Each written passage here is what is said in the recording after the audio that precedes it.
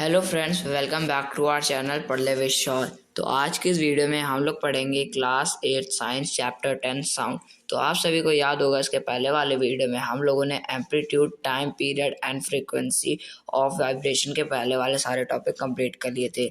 आज की इस वीडियो से हम लोगों को ये टॉपिक स्टार्ट करना है, तो चलिए शुरू करते हैं। We have learned that the to and fro motion of an object is known as vibration. This motion is also called oscillatory motion. तो जैसा कि हम लोग जानते हैं कि जो टू और फ्रो मोशन होता है किसी भी ऑब्जेक्ट का, उसे हम लोग वाइब्रेशन के नाम से जानते हैं। ये मोशन को हम लोग ऑसिलेटरी मोशन भी कहते हैं। ये सब हम लोग पढ़ चुके हैं। You have already learn in earlier classes about the oscillatory motion and it's time period. तो आप लोगों ने इसके पहले वाली क्लास यानी 7th क्लास में भी ऑसिलेटरी मोशन के बारे में पढ़ रखा है और उसके टाइम पीरियड के बारे में भी पढ़ रखा है। The number of oscillation per second is called the frequency of the oscillation. Frequency is expressed in hertz. Its symbol is Hz. A frequency of 1 hertz is 1 oscillation per second. If an object oscillates 20 times in a second, what would be its frequency? You can recognize many familiar sounds without seeing the object producing them. How is it possible? These sounds must be different to enable you to recognize them. Have you ever thought what factors make them different? Amplitude and frequency are two important properties of any sound. Can we differentiate sounds on the basis of their amplitudes and frequencies? तो क्या कह रहे हैं friends कि जो number of oscillation होती है पर सेकंड में, उसको हम लोग क्या फ्रीक्वेंसी कहते हैं। और फ्रीक्वेंसी किसकी? ऑसिलेशन की। और जो फ्रीक्वेंसी होती है उसे हम लोग हर्ट्ज में क्या एक्सप्रेस करते हैं। और हर्ट्ज का जो सिंबल होता है वो होता है Hz।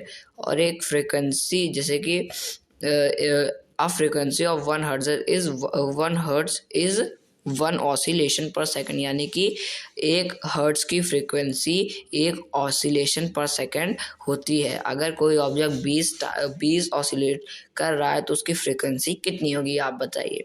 और आप लोगों ने बहुत बार देखा होगा कि जो साउंड होता है वो ऑब्जेक्ट से प्रोड्यूस होता है। कभी कभी हम लोग उसे बिना देखे बता देंगे कि ये इस ऑब्जेक्ट की आवाज़ है। ऐसा क्यों होता है? क्योंकि जो साउंड होती है वो डिफरेंट होती है हर एक ऑब्जेक्ट की। अब जैसे कि आप एक कॉइन को ज़मीन में पटकिए तो उसकी आवाज़ अलग आएगी, और एक लकड़ी के डिब्बे को, लकड़ी के बॉक्स या कार्डबोर्ड के बॉक्स को नीचे पटके ज़मीन में तो उसकी क्या आवाज़ अलग आएगी। Amplitude and frequency are two important properties of any sound. Can we differentiate sound on the basis of their amplitude and frequencies? तो क्या कहते हैं, जो एम्पलीट्यूड होता है और जो फ्रीक्वेंसी होता है, ये दो इंपॉर्टेंट प्रॉपर्टीज़ हैं किसकी? साउंड की।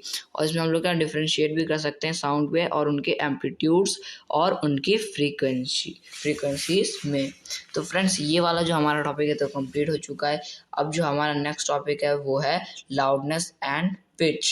The loudness of a sound depends on its amplitude. When the amplitude of vibration is large, the sound produced is loud. When the amplitude is small, the sound produced is feeble. तो क्या कहते हैं कि जो loudness होती है किसी भी साउंड की, वो उसके एम्पलीट्यूड में क्या निर्भर करती है, उसमें डिपेंड करती है। अगर जब एम्पलीट्यूड जो होता है, एम्पलीट्यूड की जो वाइब्रेशन होती है वो ज़्यादा होती है तो जो साउंड होता है वो लाउड प्रोड्यूस होता है। और जब जो एम्पलीट्यूड है वो कम होता है तो जो साउंड होता है वो क्या फीबेबल प्रोड्यूस होता है। Compare the sound of a baby with that of an adult. Is there any difference? Even if two sounds are equally loud, they differ in some way. Let us see how. तो आपको क्या एक छोटे से बच्चे की, छोटे से बेबी और एक बड़े एडल्ट की क्या आवाज़ को क्या कंपेयर करना और बताना कि इनमें क्या डिफरेंस है। और जो डिफरेंस है वो अभी हम लोग क्या इसमें पढ़ रहे हैं। चलो पढ़ते हैं। The frequency determines the shrillness or pitch of a sound. If the frequency of vibration is higher, we say that the sound is shrill and has a higher pitch. If the frequency of vibration is lower, we say that the sound has a lower pitch. For example, a drum vibrates with a low frequency, therefore it produced a low pitched sound. On the other hand, a whistle has a high frequency and therefore produces a sound of higher pitch. A bird make a high pitched sound, whereas a lion make a low pitched roar. However, the roar of a lion is very loud while the sound of the bird is quite feeble. Every day you hear the voices of children and adults. Do you find any difference in their voices? Can you say that the frequency of the voice of a child is higher than that of an adult? Usually the voice of a woman has a higher frequency than one of the man. यानी कि क्या कहा जा रहा है कि जो frequency होती है वो उसके क्या श्रिलनेस और पिच में डिटरमाइन करती है कोई भी साउंड, ठीक है। तो जो अगर जो फ्रीक्वेंसी है वाइब्रेशन की वो हाई है तो हम लोग कहेंगे जो साउंड है वो क्या श्रिल कर रहा है, यानी कान में चुभ रहा है, उसकी क्या पिच हाई है। और अगर जो फ्रीक्वेंसी है वाइब्रेशन की वो लो है तो हम लोग कहेंगे क्या कि इसकी जो पिच है वो लोअर होती है। फॉर एग्जांपल जैसे कि एक ड्रम है तो उसको जब वाइब्रेट करते हैं तो उसमें क्या लो फ्रीक्वेंसी होती है, जिसकी वजह से क्या वो क्या एक लो पिच साउंड प्रोड्यूस करता है, जिससे क्या हम लोग को धम धम आवाज़ आती है। और जबकि उसका दूसरी तरफ देखें तो एक विसल यानी एक सीटी जो हमारे पीटी सर लिए जाते हैं, तो जब वो बजाते हैं तो वो क्या हाई फ्रीक्वेंसी होती है, जिसमें क्या हाई पिच होती है। और हाई पिच होती है इससे वजह से क्या वो एकदम सीटी सुनाई देती है। तो इसको एक साथ एक कंपेयर करें, जैसे कि ड्रम जब बजता है तो कैसे धम सी आवाज़ आती है, और जब किसी भी चीज़ की जो पिच होगी वो अगर लो होगी तो वो क्या वो लाउडर होगी और उसके साथ सुनने लायक भी होगी। लेकिन अगर किसी भी चीज़ की क्या जो पिच है वो अगर हाई हो जाएगी तो वो क्या वो तेज हो जाएगी, लेकिन वो क्या वो हम लोग सुन नहीं पाएंगे, हम लोग के क्या कान में ऐसे लगेगी आवाज़। जैसे बगल में कोई बहुत तेज सीटी बजाते तो क्या लगती है ना, तो वो क्यों हाई पिच होती है उसकी, इसलिए क्या हमें लगती है। जैसे कि एग्जांपल के लिए एक बर्ड और एक लॉयन, तो बर्ड जब अपनी आवाज़ निकालती है तो क्या उसकी पिच जो होती है वो हाई होती है, इसलिए क्या हमारे कानों में लगती है। लेकिन जो शेर होता है लॉयन उसकी क्या लोअर पिच होती है, और लोअर पिच होने के कारण उसकी आवाज़ क्या बहुत दूर तक सुनाई भी देती है और हमारे कानों में लगती नहीं, बहरा कर देती, लेकिन एक चुभन जैसी नहीं होती है। हर दिन हम लोग छोटे बच्चे से लेकर के बड़े एडल्ट्स बूढ़े तक की आवाज़ सुनते हैं। तो आप लोगों को इनकी आवाज़ में क्या डिफरेंस मिला है, आपको क्या इसे राइट डाउन करना है। तो फ्रेंड्स ये जो हमारा टॉपिक है तो कंप्लीट हो चुका है। अब जो हमारा नेक्स्ट टॉपिक है वो है ऑडिबल एंड इनऑडिबल साउंड्स, तो इसे हम लोग स्टार्ट करते हैं। We know that we need a vibrating body for the production of sound. Can we hear the sound of all vibrating bodies? The fact is that sounds of frequencies less than about 20 vibrations per second, 20 hertz, cannot be detected by the human ear. Such as sounds are called inaudible. On the higher side, sounds of frequency higher than about 20,000 vibrations per second, means 20 kilohertz, are also not audible to the human ear. Thus, for human ear, the range of audible frequency is roughly from 20 to 20,000 hertz. तो friends ये बहुत ही important बात कही गई है कि क्या जैसे कि ऑडिबल एंड इनऑडिबल साउंड, जैसे कि ऑडिबल मतलब कि जो सुनाई देता है और इनऑडिबल साउंड मतलब कि जो साउंड नहीं सुनाई देते। तो देखो हमारे सराउंडिंग्स में हर चीज़ क्या साउंड प्रोड्यूस करती है, वाइब्रेट होती मतलब कि साउंड प्रोड्यूस करती है। तो अभी हम लोगों ने हर्ट्ज वर्ड्स तो सब क्लियर कर लिया है। तो देखो तो जो साउंड होती है वो क्या अगर वो 20 वाइब्रेशंस यानी एक वाइब्रेशन मतलब कि एक हर्ट्ज, देखो फ्रीक्वेंसी को हम लोग वाइब्रेशन कहते हैं और एक वाइब्रेशन मतलब कि एक हर्ट्ज। जैसे कि होता है 1 सेंटीमीटर, 1 मीटर, 1 किलोमीटर, वैसे ही क्या 1 हर्ट्ज। तो 20 वाइब्रेशंस यानी 20 हर्ट्ज, एक vibration is equals to 1 hertz. तो 20 vibration is equals to 20 hertz, 20 hertz. तो अगर 20 हर्ट्ज के नीचे की आवाज़ अगर होगी, अगर 18 हर्ट्ज की आवाज़ होगी तो वो हम लोगों को सुनाई नहीं देगी। जैसे कि होता है ना कहीं पे कि इसके नीचे नहीं दिखाई दे सकता, यानी कि जैसे कि एक ह्यूमन बॉडी का एक टेम्परेचर है कि इस टेम्परेचर के नीचे हमारी बॉडी जा ही नहीं सकती। तो वैसे हमारे कान की भी क्या एक लिमिट है कि वो 20 हर्ट्ज के नीचे वो कोई भी आवाज़ नहीं सुन सकता है। अगर वो 19 हर्ट्ज की भी है तो हम लोग वो आवाज़ नहीं सुन पाएंगे। वो अगर 20 की है तो हम लोग सुन लेंगे। चलो, ये तो एकदम सबसे कम की बात। और सबसे ज़्यादा क्या, तो सबसे ज़्यादा होती है 20,000 हर्ट्ज, यानी कि हम लोग 20,000 हर्ट्ज की आवाज़ सुन सकते हैं। और वो अगर 20,000 हर्ट्ज से ज़्यादा की आवाज़ हुई तो वो हम लोग क्या नहीं सुन सकते। ठीक है। और और जैसे कि एक बॉक्स था ऐसे येलो कलर का ऊपर, उसमें क्या था कि अगर हम लोग 80 डेसिबल की आवाज़ से ऊपर का सुनेंगे तो क्या वो हमारे ईयर्स के लिए क्या हार्मफुल हो सकता है। तो फ्रेंड्स, ये जो हमारा टॉपिक था ये तो कंप्लीट हो चुका है। अब जो हमारा नेक्स्ट टॉपिक है वो है नॉइस एंड म्यूजिक। तो इससे भी हम लोग स्टार्ट करते हैं। we hear different types of sounds around us. In the sound always pleasing, does a sound sometimes cause discomfort to you? Some sounds are pleasant to the ear, whereas some are not. Suppose construction work is going on in your neighborhood. Are the sounds coming from the construction site pleasing? Do you enjoy the sounds produced by horns of buses and trucks? Such unpleasant sounds are called noise. In a classroom, if all the students speak together, what would the sound produced be called?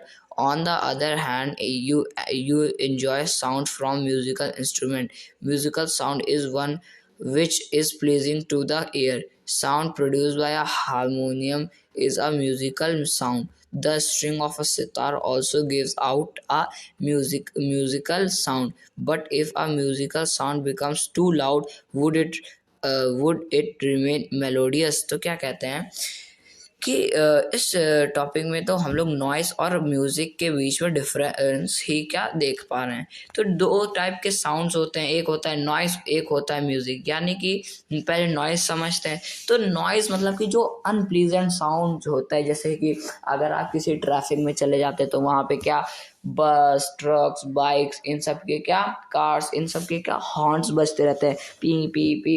तो उससे क्या आपके sir में भी दर्द होने लगता है। तो ये क्या, ये है नॉइस, यानी कि अनप्लीजेंट आवाज़। और अगर दूसरी तरफ बात करें, कोई अगर सॉन्ग बज रहा है, गाना बज रहा है और उसका जो म्यूज़िक होता है उसको देख करके एकदम अंदर से आनंद आ जाता है, सब बढ़िया हो जाता है, एकदम माइंड फ्रेश हो जाता है। तो उसे क्या, उससे हम लोग म्यूज़िकल अमाउंट कहते हैं। जो देखो इसकी जो डेफिनेशन हो गई वो क्या हो गई, नॉइस की हो गई। जो अनप्लीजेंट साउंड्स होते हैं वो क्या, वो नॉइस कहलाते हैं। और जो बहुत ही ज़्यादा अच्छे साउंड्स होते हैं जिनको सुनने के बाद हमें रिलैक्स फील होता है वो क्या, म्यूज़िकल साउंड्स होते हैं। और म्यूज़िकल साउंड वो भी क्या वो भी हो सकते हैं जैसे म्यूज़िकल इंस्ट्रूमेंट्स हैं, जैसे कि हारमोनियम, सितार, गिटार और भी पियानो। तो इनसे जो साउंड निकलता है वो क्या म्यूजिकल साउंड है, जिसको सुन के क्या हमको अच्छे से अंदर से क्या अच्छा लगे। तो फ्रेंड्स, ये जो हमारा टॉपिक है तो कंप्लीट हो चुका है। अब जो हमारा नेक्स्ट टॉपिक है वो है नॉइस पॉल्यूशन। तो इसे भी हम लोग स्टार्ट करते हैं। You already know about the you already know about air pollution. Presence of unwanted gases and particles in air is called air pollution. Similarly, presence of excessive or unwanted sounds in the environment is called noise pollution. Can you list some source of noise pollution? Major cause of noise pollution are sounds of vehicle explosions, including bursting of crackers, machines, loudspeakers, etc. what source in the home may lead to noise. Television and transistor radio at high volumes, some kitchen appliances, desserts, coolers, air conditioners, all contribute to noise pollution. तो क्या कह रहे हैं friends कि noise pollution, जैसे कि आप लोगों ने एयर पॉल्यूशन के तो बारे में पढ़ाई होगा। एयर पॉल्यूशन क्या होता है कि हमारे एटमॉस्फेयर में कुछ अनवांटेड गैसेस हैं, उन्हीं को क्या हम लोग एयर पॉल्यूशन कहते हैं। तो इसी के जैसे एकदम सेम नॉइस पॉल्यूशन होता है। कुछ अनवांटेड साउंड्स, अनवांटेड हमारे साउंड्स हमारे एटमॉस्फेयर में है, उसको क्या हम लोग नॉइस पॉल्यूशन कहते हैं। तो ये जो नॉइस पॉल्यूशन है वो वहाँ तक जाता कैसे, अनवांटेड साउंड वहाँ जाते कैसे हैं, तो वो क्या, जैसे कार्स हो रही हैं, व्हीकल्स हो गए तो उनसे जाता है, और फैक्ट्रीज होती है तो इनसे भी जाता है, मशीन्स हो गए, लाउड स्पीकर्स हो गए, एक्सप्लोजन यानी कि कहीं बॉम्ब फट गया, बॉम्ब फटते रहते हैं, जैसे यूक्रेन में बॉम्ब गिर गया और बॉम्ब फटने के बाद खूब तेज आवाज आई, तो उससे भी क्या नॉइस पॉल्यूशन होता है। और डेजर्ट कूलर्स में आते हैं, एयर कंडीशनर यानी कि हमारे एसीज में भी क्या नॉइस पॉल्यूशन होता है, और किचन अप्लायंसेस में भी होता है। ये सब क्या कंट्रीब्यूट करते हैं किसमें, नॉइस पॉल्यूशन में। तो फ्रेंड्स ये जो हमारा टॉपिक है तो कंप्लीट हो चुका है। अब जो हमारा नेक्स्ट टॉपिक है वो है what are the harms of noise pollution. तो इससे भी हम लोग पढ़ लेते हैं। Do you know that the presence of excessive noise in the surroundings में cause many health related problems, lack of sleep, hypertension, high blood pressure, anxiety, and many more health disorders may be caused by noise pollution. A person who is exposed to a loud sound continuously may get temporary or even permanent impairment of hearing. तो क्या कह रहे हैं friends कि हम लोग बहुत ही ज़्यादा ऐसे एक्सेसिव नॉइस पॉल्यूशन के सराउंडिंग में रहते हैं तो हमारी क्या, इससे हमारी हेल्थ से रिलेटेड प्रॉब्लम्स हो जाती है, जैसे कि लैक ऑफ स्लीप्स यानी कि नींद ना आना, हाइपर टेंशन यानी कि टेंशन बढ़ जाना, हाई ब्लड प्रेशर बढ़ जाना, एनजाइटी, और बहुत सारे हेल्थ डिसऑर्डर भी इससे हो जाते हैं। एक पर्सन को क्या अगर कंटिन्यूसली एक लाउड साउंड की प्लेस पे रखा जाए तो वो क्या, वो टेम्परेरी या फिर परमानेंट ही क्या उसको सुनाई देना ही बंद हो जाए, इम्पेयरमेंट हो जाए, यानी कि अच्छे से कभी कभी सुनाई दे और कभी कभी सुनाई ना दे। तो फ्रेंड्स ये जो हमारा टॉपिक है ये तो कंप्लीट हो चुका है। अब जो हमारा नेक्स्ट टॉपिक है वो है measures to limit noise pollution. तो इससे भी हम लोग स्टार्ट करते हैं। To control noise we must control the sources of noise. How can this be achieved? For this, silencing device must be installed in aircraft engines, transport vehicles, industrial machines, and home appliances. How can the noise pollution be controlled in a residential area? All noisy operations must be conducted away from any residential area. Noise producing industries should be set up away from such areas. Use of automobiles horns should be minimized. TV and music systems should be run at low volumes. Trees must be planted along the roads and around buildings to cut down on the sounds reaching the residents, thus reducing the harmful effect of noise pollution. तो क्या कह रहे हैं कि अगर हम लोग को नॉइस को कंट्रोल करना है तो हम लोगों को क्या एक सोर्स की ज़रूरत होगी जिससे क्या नॉइस कंट्रोल हो सकता है। इसके लिए क्या हम लोगों को साइलेंसिंग डिवाइस को क्या एयरक्राफ्ट के इंजन्स में, ट्रांसपोर्ट व्हीकल्स में, इंडस्ट्रियल मशीन्स में और होम अप्लायंसेस में क्या इंस्टॉल करना चाहिए। इससे क्या होगा कि वो क्या नॉइस पॉल्यूशन को क्या कंट्रोल कर लेंगे। और जैसे रेसिडेंशियल एरियाज़ हैं इनमें ज़्यादा आवाज़ आती है, कंस्ट्रक्शन जहाँ हो रहा है वहाँ सारी मशीनों में ये सब क्या इंस्टॉल करने चाहिए, जिसकी वजह से क्या नॉइज़ ज़्यादा नहीं आएगी। जैसे कि फैक्ट्रीज़ के जो जहाँ से फैक्ट्रीज में धुआं निकलता है वहाँ पे क्या एयर फिल्टर होता है, उसमें उसी तरीके से क्या हम लोगों को क्या ये साइलेंसिंग डिवाइस भी लगानी चाहिए, जिसकी वजह से क्या ये जो हॉर्न्स हो गए क्या बिल्कुल मिनिमाइज कर दे, जिससे क्या हम लोगों को ज़्यादा आवाज़ मतलब कि ज़्यादा नॉइज एटमॉस्फेयर में ना जाए, जिसकी वजह से क्या हम लोग सेफ रह सके।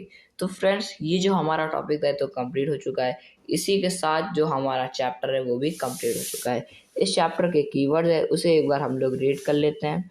तो पहला है amplitude, ear drum, frequency, hertz, larynx, loudness, noise, oscillation, pitch, time period, vibration, voice box, windpipe. तो फ्रेंड्स, इसके जो कीवर्ड्स थे वो भी हम लोगों ने रीड कर लिए हैं। तो फ्रेंड्स, ये जो हमारा चैप्टर है तो कंप्लीट हो चुका है। इस चैप्टर के जो क्वेश्चन आंसर है वो हम लोग करेंगे नेक्स्ट वीडियो में। आज की इस वीडियो में इतना ही, मिलेंगे नेक्स्ट वीडियो में नेक्स्ट टॉपिक के साथ। तब तक के लिए थैंक यू वेरी मच।